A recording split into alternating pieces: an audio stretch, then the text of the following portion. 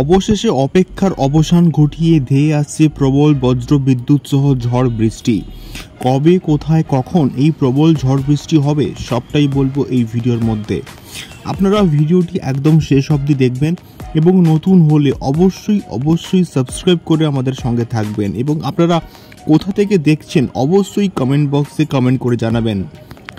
তীব্র তাপপ্রবাহে পুড়ছে গোটা বাংলাদেশ সহ গোটা বাংলা এবং তার সঙ্গে সঙ্গে তাপমাত্রা এখন অবধি কলকাতায় 42 ডিগ্রি ছাড়িয়ে গিয়েছে এবং আগামী মঙ্গল থেকে বুধবারের মধ্যে এই তাপমাত্রা ছাড়িয়ে যাবে 45 ডিগ্রি সেন্টিগ্রেড। এর মধ্যেই একটি সুখবর জানিয়েছে আলিপুর আবহাওয়া দপ্তর।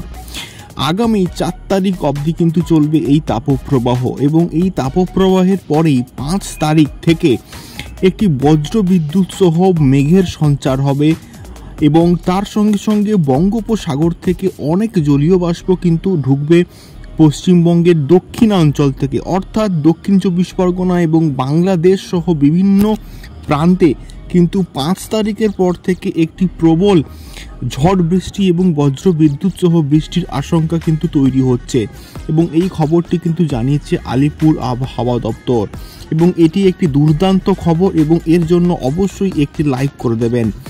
এবং এর পরবর্তীকালে পশ্চিমাঞ্চলে অর্থাৎ পুরুলিয়া, পশ্চিম মেদিনীপুর, বাঁকুড়া এই সমস্ত জেলাতে কিন্তু 7 তারিখের পরে একটা প্রবল ঝড় বৃষ্টির আশঙ্কা তৈরি হচ্ছে।